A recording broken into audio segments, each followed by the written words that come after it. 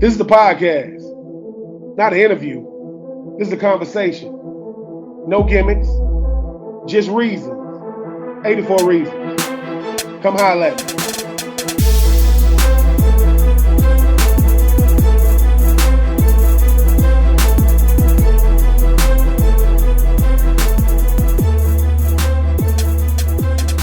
What up, my good people? I am being true. This is the latest installment of 84 Reasons. No games, no gimmicks, just reasons. My reason today, unless you live under a rock, unless you just got that hater in you, there was this Netflix special called Swamp Kings. They couldn't have picked a better name. My next guest was a huge component on that, former national champion, 6 years in the league, doing so much that we're going to get into for you fans. A person that, listen, near and dear to me, because I used to brag on this boy like I played with him. Yes, I used to lie and say I played with him for people that ask, because I got tired of asking. The great Brandon Siler. What's going on with you, baby, Siler? What's up, man? How you doing, brother? I can't call it, man. Look, I know your media tour has been, been crazy probably the last week or so, probably leading up to it. But I remember, man, seeing Steve Harris. I saw him on Facebook talking about, hey, man, I'm doing something for Netflix. This is like months ago. I'm like, what the hell is Steve doing with Netflix, right? Then talk to you and talk to Lewis Murphy and talk to Dallas Baker. What is that like? We obviously Netflix, one of the biggest streaming service, one of the biggest services in the world as far as programming. They approach you to do Netflix special. Did you think it was real at first? And then when did it hit you? Oh, they really want to do this. I knew it was real the whole time. I knew that they were doing something and they were gonna do something eventually. And when they approached me about it, kind of all the players started talking to each other on, is this gonna be good for us? Is this gonna be bad for us? Do we want to do it? Some guys got interested in how much money they could make and all of that different kind of stuff. I'm a businessman, so I wasn't really concerned about the money as much as I was about our story being told the right way. So that's why I was interested in doing it, because I was like, we have to, they're going to do it no matter what, right? Yeah, so yeah. we have to make sure that our story is told the right way, that they, because, the reason that a lot of people, with the backlash afterwards is that we didn't talk about enough negative stuff. Right. Yeah. And it's like, look, that stuff go on whether you are, Tennessee State Medicinal Church college of 7A, right? That stuff, you're going to have stuff that goes on in a football program. But what made us great, what made us worthy of doing a Netflix documentary is that we won football games and we had a great combination of athletes and people and leaders all together on one team, and we achieved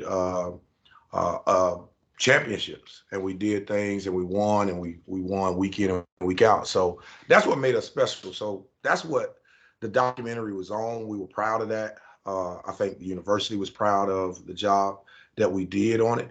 So shit, it was a success. I got to take a quick break real quick to make sure you guys understand that while I appreciate all the support you guys give me, and I love the support, make sure you support these student athletes by going to the best, the greatest NIL platform in the country. We talking about Florida Victorious. And when you become a member, make sure you go to the coupon code and type in 84 reasons. I know you're saying to yourself, what do I get? You get 20% off your first month's membership. That's 20% off. But the only way you get it is by typing 84 reasons in the coupon code. That's Florida Victorious. If you love the orange and blue, like I know you do, like I know we do, make sure you type in 84 reasons in the coupon code to get 20% off. That's 20% off your first month's membership. Now let's get back to the action. It was bigger than that. I used to think that success was something that based on what you ended up as. But success to me is what people like, the feedback. Because when people say, well, Brandon, why don't you talk about this person, talk about that person, which lets you know, well, dude, when you do the special, you talk about that. Because you seem to know more about us than me, the person that was actually there, because Netflix is a validator, meaning if something happens on that's fair. And then number one streaming, I mean, I saw the shot. Listen, Major Right. He probably talking about it right now. He's doing a video right now saying, be great. Something with Netflix special. But Brandon, this is what I wanted to ask you though. It's one thing to know that y'all had a hell of a run. I'm talking about a hell of a run. It's another thing when people say, man, people need to see this. Cause yeah, we brag about it because obviously I'm biased. Y'all boys was y'all part of the golden era. Spurrier era, y'all were the golden era. But talk about rehashing some of the memories, because sometimes they ask you stuff like, oh man, I had forgot about that. Because everybody, my nephew, 12 years old, he's like, Uncle Benny, man, is that what they really do? They really go in there and do that thing with the waist? I said, championship teams do. And he goes, I said, you still want to go to Florida? He's like, yeah, they still do. I said, listen, man, you don't win championships having a regular mindset. It don't happen that way. I don't care what nobody says. And look, for those of you who did win national championships, I'm not going to name said teams. Why ain't you got your Netflix special? Because everybody can win one. Y'all boys had a chance to win 3 in a row. With all them alpha males, what is it like knowing that, man, y'all in the record books forever, but now Netflix make it so the world knows now. Yeah, and you know what? I talked with Billy Napier about it too, just recently, and he was like, it's crazy because recruiting is different now, because these kids that we're recruiting, they 17 to 18 years old. This happened 17 years ago. So they would have just been being born. They wouldn't have known anything about this. They would have heard about it, but they haven't seen what went into it. Half of the stuff that we were doing back then, they don't allow anymore, right? Some of that stuff is gone. But, more so than just the physical ailment that we showed there, it showed how you lead, right? What things that you have to sacrifice, right? The midnight lifts were done. They started at midnight, right? Which means that you went midnight to 2:00 in the morning, midnight to 2:30 in the morning. So a lot of that kind of stuff is just like stuff that you put out there and you let the world know that behind the scenes, these are the things that are happening. And even some of the things in the documentary, like you said, dang, did you remember any of this? And it brought back memories. I talked to Steve afterwards, and Steve was like, man, it's crazy watching that documentary because I never knew that you went to the stadium with Spikes and handed him off the reins in the stadium. I said, nobody knew that except me and Spikes. We went to a stadium with nobody in it. It wasn't for show. It wasn't for the TV, right? This was something that was in my heart that I wanted to tell him. I was a big fan of him, and I knew that he was going to be great, right? So I was handing it to him and telling him, like, look, I already know what's inside of you, whether you know it right now or not. It's inside of you, and this is all going to be yours. You're going to be one of the greatest linebackers ever to play here. So those sort of things that people never got to see, never had the insight into, now they got to see in the documentary. And it feels good, right? Because everybody knows the background history behind it. And it makes us relevant. 17 years later, after all that and doing all of that, everybody goes in their different ways. I moved on in the business, right? Everybody and our schedules were so crazy, trying to get us all together at one time and trying to get all of this filming done. It was crazy because everybody's doing so much different things in their lives right now. But I think it came together nice at the end of the day.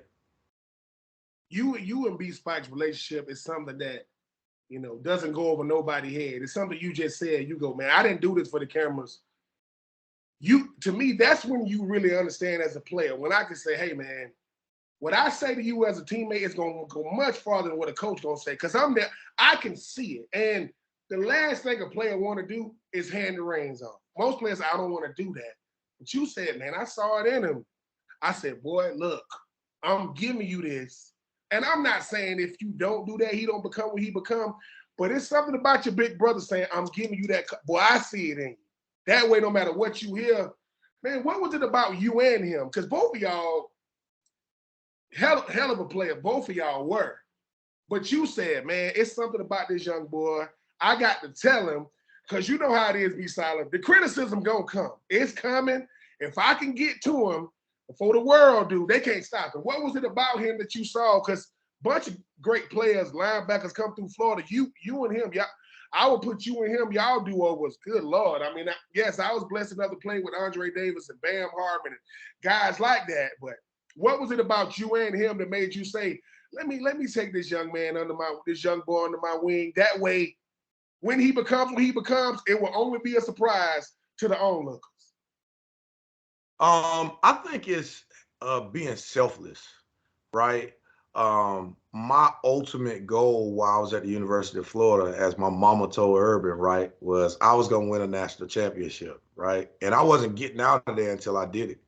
And the crazy thing is, my mom told Urban, like, hey, he gonna win a national championship and then he's going pro. And Urban's response was, if we win a national championship, then I'll be the first one that shipped him off to the NFL. And he had to live with the words, right? Because we won it in my junior year, But I think it's about being selfless. I think a lot of the things that I had to do came from being kind of isolated at the beginning, right? When Zook took off and then Urban comes in, that second year I spent really isolated, right? And it's something about when you isolate yourself, right? When you have Urban coming in that's trying to do something this way, and the players that have been used to doing something a long time are like, man, I ain't really feeling that. You got to kind of brace yourself in what's going to make us successful, right? Are we going to be successful if I allow myself to be the ear or the person that says, oh man, it's hot out here today. Yeah, it is hot. Yeah, it was hot for me too. But I said, man, this is what make Florida, Florida, baby. Woo, feel that sun when you come out here. It feel good, don't it? I bet you they can't handle this. We the only people in the nation that can handle this, right? So then it switches everybody's mindset, right? Yeah, it's still hot. It's still 100 degrees outside. But now everybody feels different about that. Now, instead of saying, oh, look what the heat is doing to me, now we saying, oh, shit, this is our competitive advantage. Imagine when somebody come into the swamp. They're going to have to deal with this, and we already deal with this every day, so we're going to be ready for it.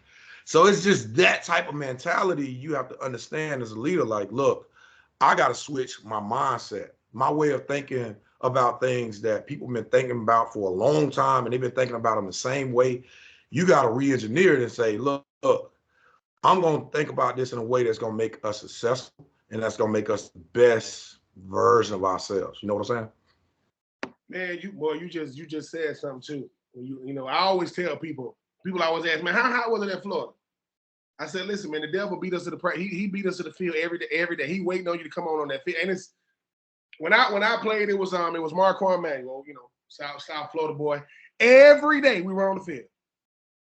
Eminem he'll say, grass is green, sky is blue, got a lot of work to do. And he'll say, and Coach Lawson Highland, may he rest in peace, he'll say, how's the weather out here today, Em? He'll say, nice and cool out here. He'll say it every single day. Now, when you first get as a freshman, I'm like, what the hell are they talking about?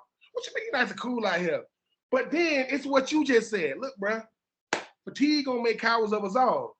How in the world we can't take advantage of these elements? Well, they got to come here. They got to come deal with this on top of dealing with us.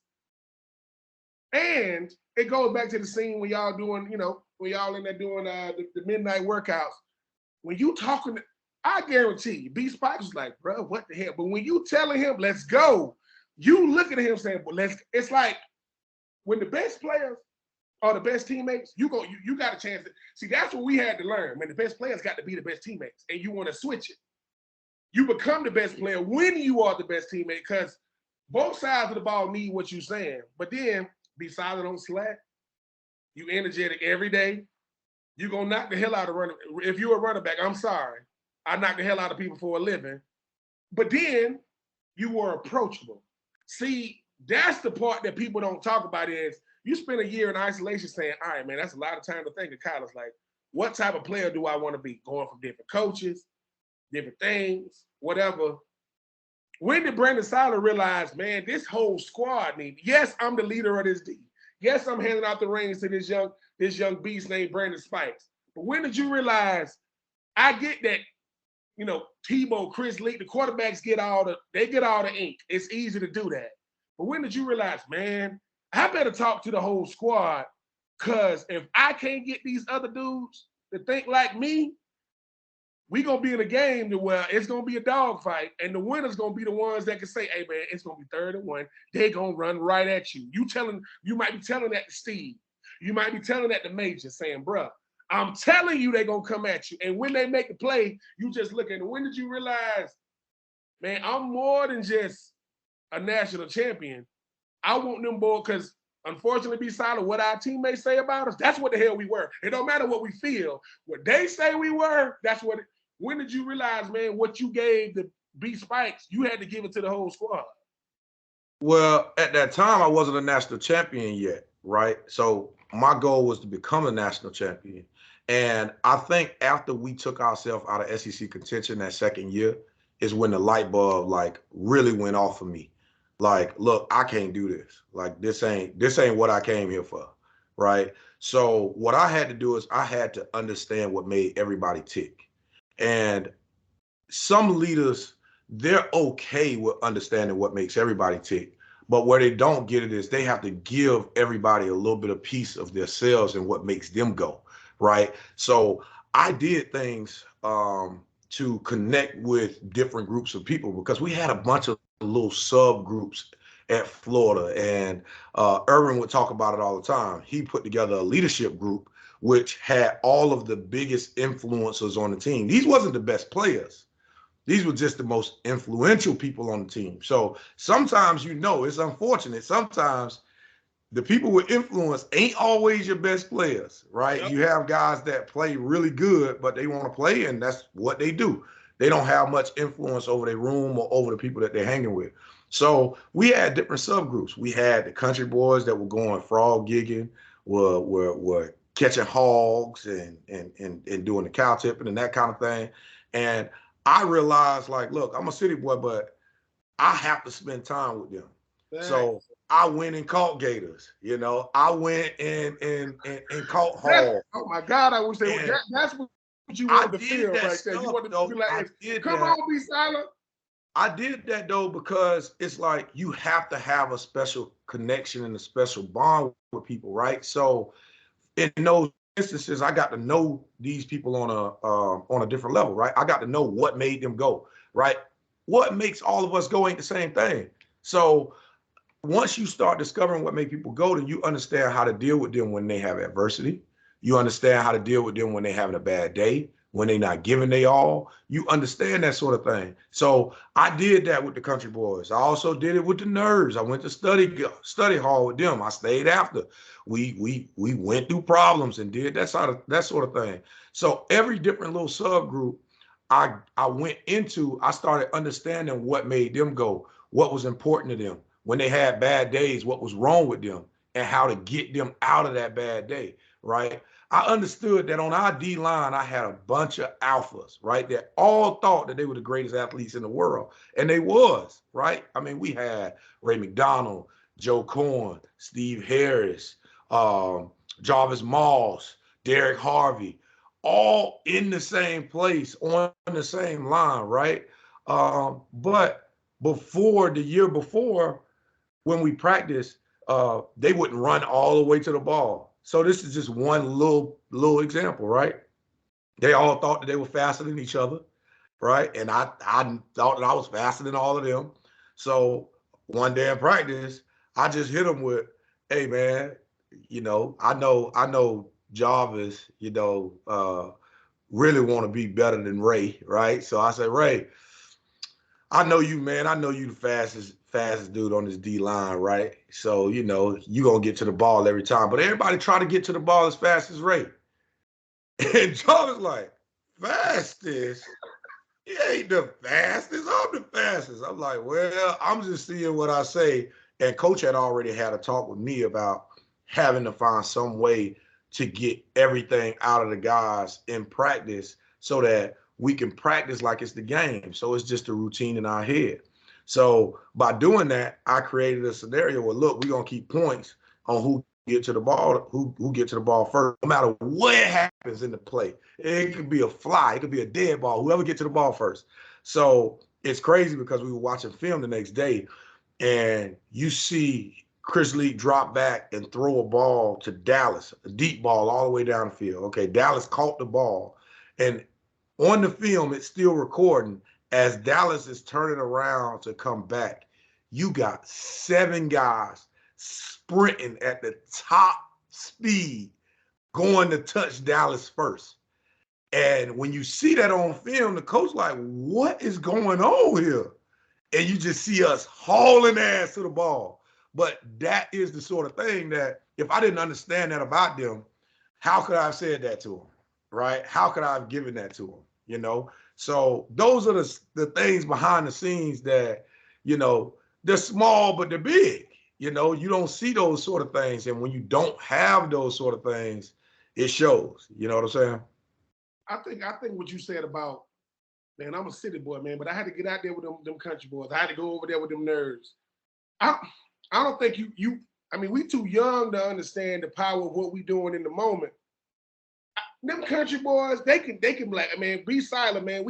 He can kind of understand us because we have a lot of similarities. We just one from the city, one from the country. I can only imagine when they quote them nerds going to their study hall or whatever they doing, and you like, hey, you know, what the hell y'all doing? And then they get to talking to you, and it took them a little while to realize what is Brandon doing here. Oh, nobody made me come. I'm sitting here with y'all, and like you said, you going, y'all boys ain't that much different than me. Yes, the things you want ultimately are different than me, but we all wear that orange and blue. How much, besides, do you understand that now your name coming up in meeting rooms you ain't never been in? Them boys saying, yeah, man, he was talking to us about this, about that. And the position coach, like Brandon Siler came and sat with, yeah, he was sitting here with us because we don't know what punters go through, kickers go through. We don't know what certain players go through, and we never will. But when they say, man, Brandon came and sat with us, and he really wanted to know us because it's a genuine thing. Because you know, football players, I don't care if you're white, black, good, not good. We know genuine. We can tell fake real fast. Mm-hmm. When did you realize, man, I got to do this for all of them or none of them? Meaning, D-line, man, them boys right in front of me. I got to give it to them. But how much did that make you become a greater teammate by saying, boy, y'all still weird as hell, but I understand you more. Like now, at least, I had a coach tell me, well, people got to understand your weirdness, man. That's when they understand you. Because Brandon, you know, man, football player, we weird. But listen, we some of the weirdest. If we get pulling back the layers, but when somebody go, you do that too? Yeah, I ain't know you. What did you discover about some of these guys that made you go, boy, I would have never known you was into that? Well, see, I think it's about understanding me as a whole, right? Like knowing that I could relate more with the nerds than I could with the country boys, right? Yep. Because I graduated 4.2 from high school.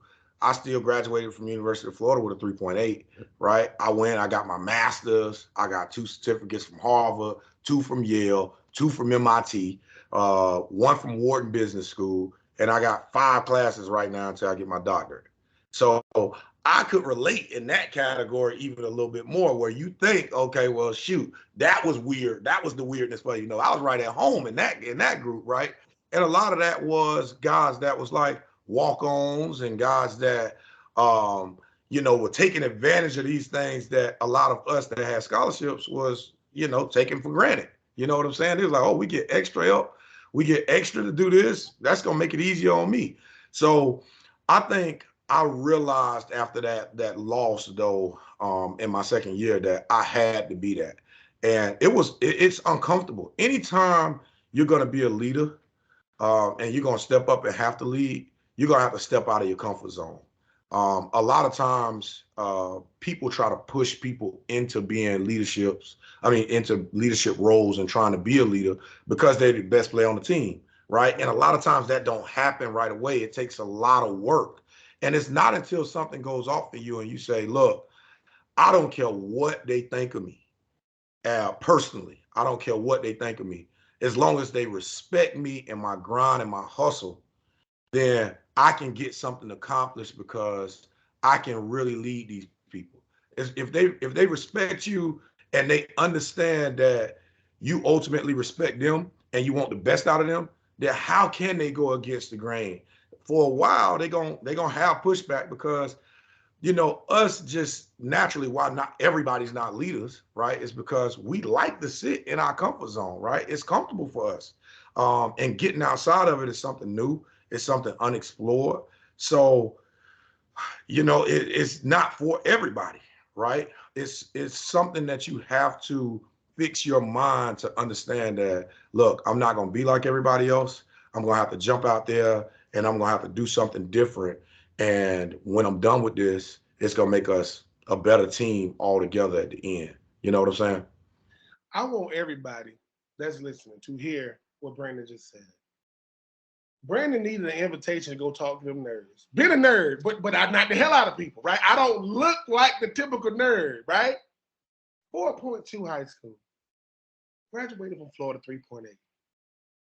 Harvard, Yale, Wharton School, 5 classes away from getting his doctorate. Certificates galore. No one would know this. And he said it. Thank God, Brandon, you said it. Because if I said that's not true, see, sometimes, right, I don't look like what I am. Meaning, my athletic talents are so big that everything else about me gets pushed down. So when I show up, when somebody's doing a meeting on, why GPA, why school is important, and Brandon Siler is the guest speaker, the guy from Netflix, hell yeah, because I'm a lot of things. Football teaches you how to embrace everything, special teams, and listen. B. Siler saying, "Look, bro, I'm gonna knock the hell out of this fullback to the point where he ain't gonna want to come in there hold him. He ain't gonna want to come in there and deal with that. Listen. I still made the tackle, but I got to show this guy in front of me, bro. You ain't even a roadblock, boy. You a stepping stone. I do it to everybody. But the one thing about the University of Florida that I know 100%, it gives you the rest of your life. You are the stuff you saying. When I'm in Florida and Ron Zook is telling me, being true, they only remember you as a football player, but you didn't do it. You didn't do what you were supposed to do when you was there. I get the people that don't know you. I'm talking about the people that know you, teammates, academic advisors, trainers, equipment men, because he said football gave me a chance to be introduced to you. We got to know each other through this sport, but who you are, Shands Hospital, making sure bowl games to where when Brandon want to go, hey Brandon, man, they want these people over here, they want to come talk to you about this and that. And I know we're gonna get to your book in a second. That loss gave you a chance to really show your teammates who you were. Because just imagine if you win and you do what you want to do, they don't get a chance to know you because, man, my dreams coming true. Your dreams not coming true as fast as you want it made me go, I guarantee you right now, man, some of the walk-ons saying, I'm telling you, Brandon Siler was a nerd. Nah, hell no. That dude, I'm telling you because it took me a long time, B. Siler, to realize this, man. We can never tell them boys thank you enough, boy. You can never, them boys you play with, you can never tell them, but most guys only know us for this much. Yeah. Oh, man, he can run, he can hit, he can jump. You got a chance to take this to this. I mean, you really got to open up to be able to say, because I'm blessed enough to be able to have this platform, man, 84 Reasons, and it's to do this, sitting and talking to you, learning about B. Siler in a way, I'm like, what the hell? Because I think I know, but I always say, I do this for what Wikipedia don't know. I do this for what no one knows but you. You talk about being a leader. You got your book, Definition of a Leader. You got your Leadership Academy. What you do for Legacy Pro Sports, man, B. Siler, I hear about you so much. Every time I talk to a former player, they're like, hey, man, do you know Brandon Siler? Like, yeah, you think he can? Call him. Listen, he was us. It's different when somebody ain't never been us and they say, man, I sympathize with you. No, he was one of them, and he knows your last playing day in the NFL, they count down the day. You get 5 years of health care, and you won't get 1 day more. And guess what? You need the surgery the day after your 5th year. That's when the surgery comes, and they go, sorry, man, dang, you just ran out. Talk about that. Talk about Legacy Pro Sports, man, and how what went into that. It's crazy because the way that legacy basically came up, right? We, you know, basically when I got done playing in the league, I retired after 6 years, and it was because Javon Belcher shot himself in the head at the facility, and I was there, right? And I was the only other Mike linebacker on the team. That day, that broke my heart so much that I lost my love for a game that I had loved my whole life, right? And I retired. I never got cut in the NFL. So I played 6 years, and after my 6 year, I left the locker room and didn't come back, right? When I got done with that, I went worked for a company, CMEX, right? I had a former player walk on, David Nabavi, that won a bunch of SEC championships and national championship, and brought me on the opportunity to manage a company called CMEX, biggest cement company in the world, for about 2.5 years. I was doing well, thought I was doing pretty good, and started facing my own mental health challenges. And then I had about 5 or 6 of my guys that I knew that started complaining about the system and how it worked. And I was like, look, um, I don't know what's going on with this, but they asked me to help. And I'm like, well, look, I try to help any way that I can. And I started digging into it, digging into it as much as I could. And I said, every turn I would hit a roadblock, I would hit this. I would say, oh, that's why, this is why, that's why, this is why. Oh, no, that's awful, right? So eventually I was like, this is something that is a necessity. This is needed by us as former players. That roadmap, right? The NFL has done what they feel is right by us, right? We do have things that other leagues don't have. We have disabilities that other leagues don't have. However, from a player's aspect, and I understand this, we don't understand how we get to the finish line, right? You could have this all you want, but if I can't get to this, then it does me no good, right? So what I did ultimately was form a bridge that gets this player ultimately to the things that are set up by the NFL and put in place for us to be well after the game, right? Financially, medically, neurocognitively, all of these different things that the NFL sought after to help us, but then players weren't able to access those things. So at Legacy Pro Sports, we get guys disabilities, and it started off just helping out those 6 guys, and now we have over 5,000 guys that we represent in some capacity as far as that goes. And then you get into the mental health aspect of it, and we have Peer Recovery California, where it's a mental health facility, and it's for athletes, collegiate, professional athletes that played at a high level but are going through these same things, right? And what our structure is basically, look, there are rehab facilities and they're helpful all around the world, but us as athletes, we experience the same trauma, same type of traumas together, right? We understand the same things together. We're going through the same problems with our family and that sort of thing.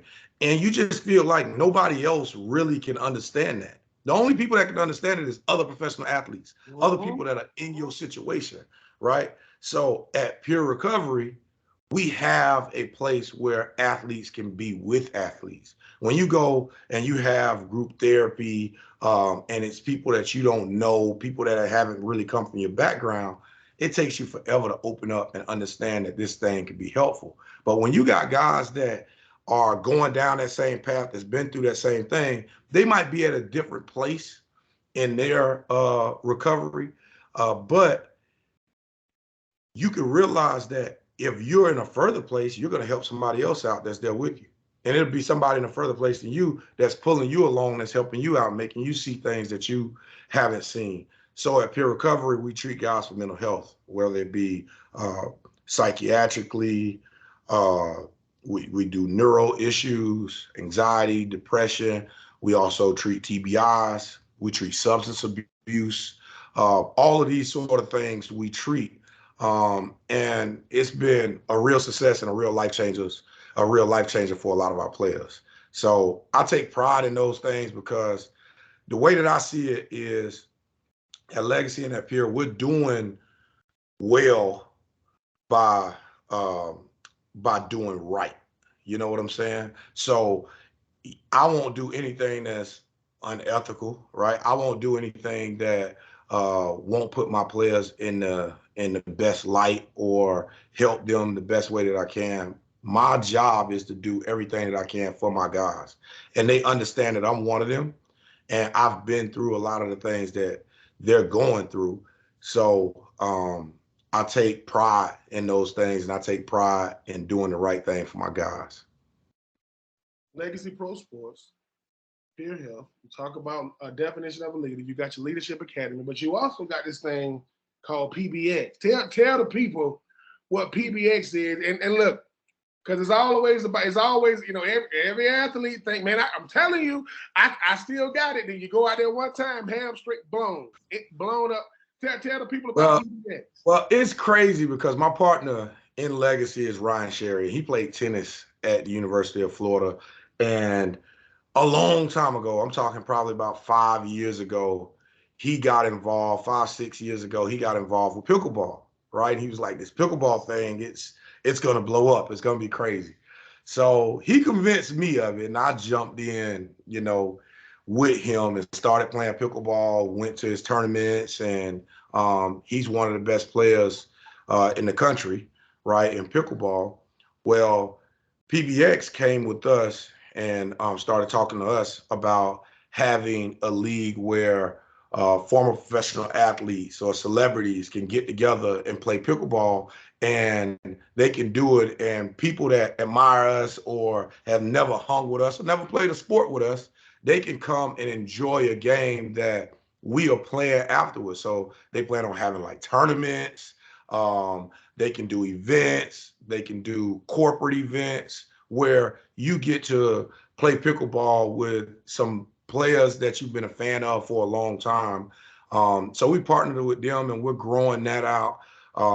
I'm going to be on Fox and Friends Saturday morning for a charity playing pickleball in New York on Times Square, right? So playing pickleball and raising money. So pickleball has been a lot of what I'm doing and the things that I'm doing lately with Ryan, and we're trying to grow PBX as well.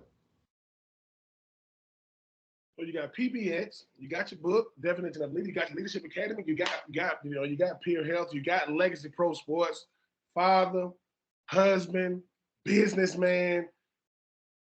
What aren't you doing besides? It's good to say what aren't you doing? Are you getting any rest these days? It's crazy because people always ask me, like, how do you balance it, right? And I think that you have to keep your order of things that you do right, right? You have to keep um, your obligations, the things that are important to you, you have to keep them in order, right? So for me, it's God first, family second, right? And then it's a businessman, right? There's nothing, there's God, there's my wife, there's my kids, and then it comes the business, right? So as long as I keep them in order, right? So I told you that um, I'm going to play pickleball in New York Saturday. Well, that Saturday morning, I'm gonna be in Times Square basically from 6 to 10 a.m., right? But my son has a football game, right? So I did this 2 seasons ago, and people say, hey, you're crazy. But when you have your priorities right, the only thing that's crazy is getting those priorities out of whack. So I got to jump on a jet, on a private jet, get there in 30 minutes, and fly back to Orlando to drive 30 minutes to my son game so that I can be there on the sideline as a coach.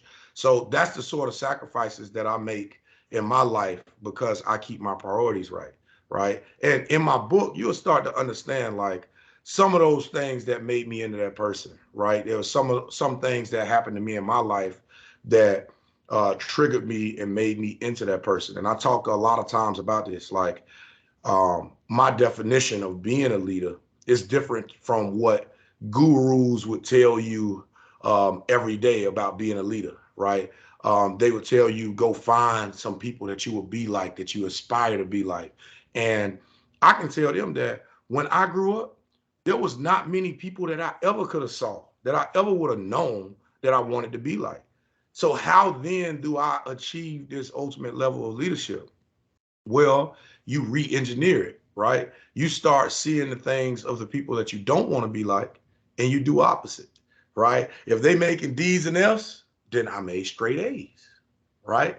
How do I come to do that? I saw what I didn't want, and the people that what they were doing, and I said I'm going to do exactly opposite, right? So re-engineering that in your mind is a lot of the things that I talk about in my book, and you'll be able to get deeper into that. So the release date for my book and the release date for my leadership academy are coming up, and it's going to be a treat for everybody because they'll get a little bit of insight in the book on my background and how I came to be where I'm at, and a lot of good stories of all of those things. And then in the academy, you actually have things that you can learn, things you can put into place. You have tests, you have quizzes, and you'll be able to continue to develop yourself as a leader over time. And so I'm excited about those two projects coming up. Is there anywhere the fans can go? You say your book is coming out soon. You got an actual release date. Is there somebody can go get a pre-order? Right. So just if you go on my social media, Brandon Siler 40, right? It's gonna be there. We'll post it for guys to go on and purchase the book and go on and sign up for the Leadership Academy. As long as you stay up to date on that. So go follow me on Instagram, and that's how you'll be able to keep up with everything that I got going on and everything that's coming up in the pipeline. He is Brandon Siler, national champion, SEC champion, one of the goats when it comes to that linebacker position. And whenever I do my GOAT series, University of Florida, I'm gonna just sit around the table and I'm just gonna ask questions. This man gonna definitely have a seat at the table. But what I appreciate the most is something Larry Fedora told me when I was blessed enough to go speak when he was at the University of North Carolina. He said, Ben, all we ever cared about is that you became a good man. So y'all thought, I want to see you hit. No, no, no, no, no, no, no, no, no. I want to see you become a good man because you're gonna be a former player much longer than you're gonna be a player. Yeah. He said, but if I tell you that ain't gonna help you beat Tennessee. That ain't gonna help you beat Georgia. But when we see you later on in life and you in good health, mentally, physically, emotionally, spiritually, and you still you, he said, because I got the young you. People think when you get older, I got to change. No, man, just be a great father, be a great husband, be a great friend, be a great, entrepreneur if that's what you want to do. See what you be, Siler. People will never know. See, people knew about Legacy Pro Sports. They looking forward to pickleball. They looking forward to the book and Leadership Academy. They ain't know you was a 4.2. They ain't know you was a 3.8. They ain't know you been to Harvard, Yale, the Wharton School, Business School, gonna get your doctorate. They gonna see, hey man, the same dude that was in New York on Saturday was on the sideline on Saturday. Cause that's what I do up there. This is who I am on the sideline. That's who I am. Because that's me out there on that field. Be silent. Look, this is why I do this, man. I don't do this. I had Lewis Murphy on, man. Y'all boys were it. I'm trying to tell you, when y'all was at Florida, I said, be silent, my cousin. What you, no, we just got different people. That's my, because I'm telling you, y'all boys used to do it. Listen to me. Because, we brag on our school like no other. Yeah, we played for different schools. I mean, different teams in the league. That's who employed us. For sure. Florida's who we chose. We chose Florida. And the thing about it is I said, look, I don't care what these other schools do. I don't care what that school on the Panhandle do. I don't care what that school in South Florida do. I don't care what that school in Athens doing. Don't come at me by Gainesville. If you want to get me riled up, don't come at me. When I walk in my sister's house and my nephew go, Uncle Benny, man, it's like that. I said, it was, and it's going to get back to that. I can't say that's where it's at now. But most people ain't got no history to look at. They don't got nothing. They don't got no archives to say, well, look at this. Most of them make it up. And I'd be like, well, where's your evidence? And the thing is, when I saw you and B Sykes, man, I go, what is the offense gonna do when they looking at that? That go 40, that go 55. What are we? You can't run away from it. You can't run at me. Then they let y'all blitz. That is cheating. They let y'all. You want to go? You want to? I'm going. How, man? We ain't even that. This would be another conversation. But you done did Swamp Kings, man. You talked about knowing your teammates. They're gonna be watching this, man. What do you want to say to them boys that you didn't get a chance to say on that film? Man, it was so much said in the making of that film, and the producers did a good job breaking everything down. But there was so many stories. There's so much stuff that happened over that whole period of those 4 years that, you know, you can't say it all in a 4-part series, right? You can't give it all in a 4-part series. I think that uh, a lot of the people that were in it, a lot of the people that were a part of it, they loved it. I know the fans loved it and they understand it. I think the frustration that some people have is that they want more, right? And of course there is. There's a lot more, right? There's a lot more. And I wouldn't be against that. There are some people that some of my teammates that passed on the opportunity, right? And we all spoke about it. So everybody that had the opportunity had it. There's some that passed on it for specific reasons, and those reasons are understood, and they understand why they wasn't a part of it, right? But then there's others that passed on it, and they're kind of upset about now that it's number one. Shit, I would be mad too. Yeah, I yeah. passed on the opportunity, and then now it's number one on Netflix. I'll be upset about it.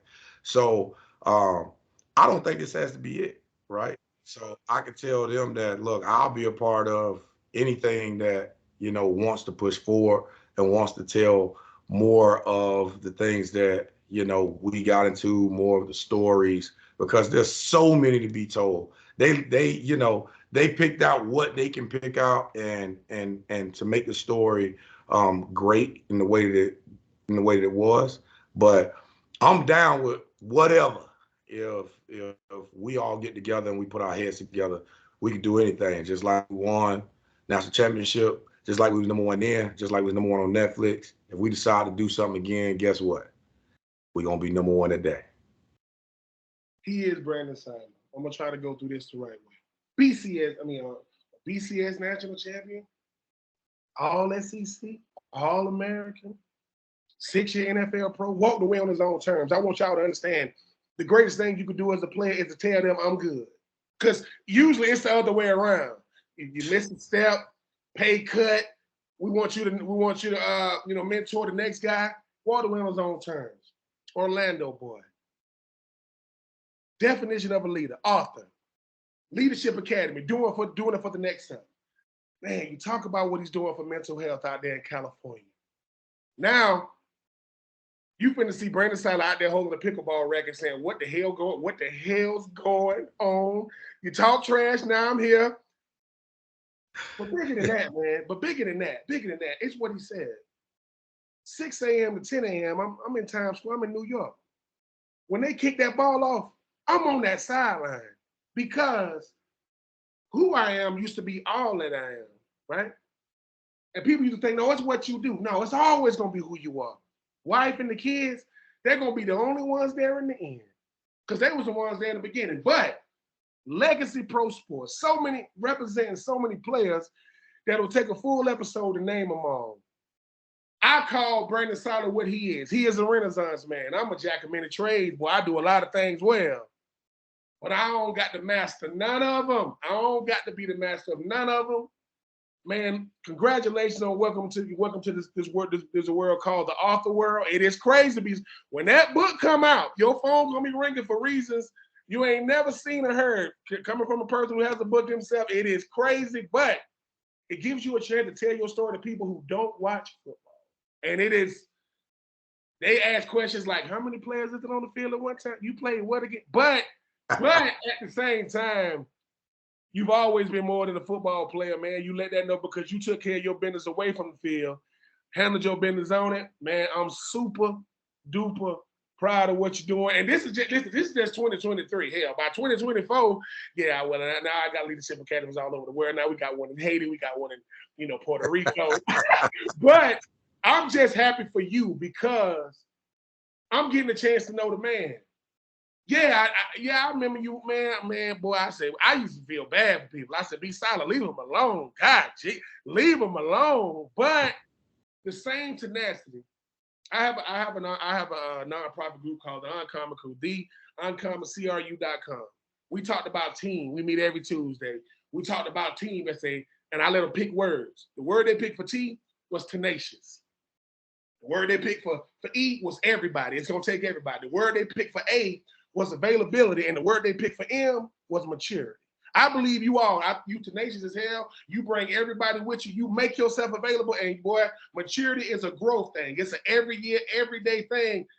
I'm proud as hell of you, B Siler, man, because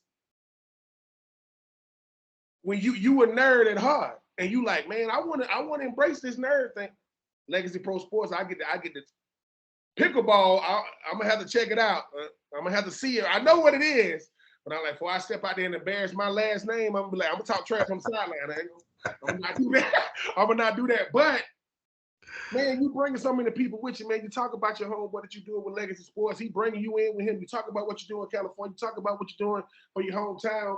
But boy, as long as you on that sideline, you can do the hell you want. As long as your wife and children don't lack anything from you, hit your head on the moon. See, that's what I had to know. As long as my kids don't lack anything, I can do that. I can do what I do because they who I am. The greatest thing we gonna ever do is who we decide to walk through life with and who we decide to make children with. That's gonna be the greatest because that's our legacy. That's what lives on. But Legacy Sports, PBX, Leadership Academy, definition of a leader, that boy gonna be in Times Square. You're gonna have that South Florida boy and he getting there before it get cold. So you don't got to worry about wearing no jacket. It ain't got cold up there yet. But be solid, man. Listen, from everybody at 84 Reasons, myself, Ryan, boy, I love you, boy. Keep doing what you're doing. Hit your head on the moon, and if you don't hit your head on the moon, I see you amongst one of the stars saying, yo, B, man, keep doing you, man. Salute to you. Proud as hell of you, man. Like I said, hey, Netflix, y'all know y'all got to do another one, right? You know you got to do another one, right? And we're number one. You don't want to go number one again? Oh, and to you other schools that's mad, if y'all do get a Netflix special, you're welcome because we started. So if you do get one, we started.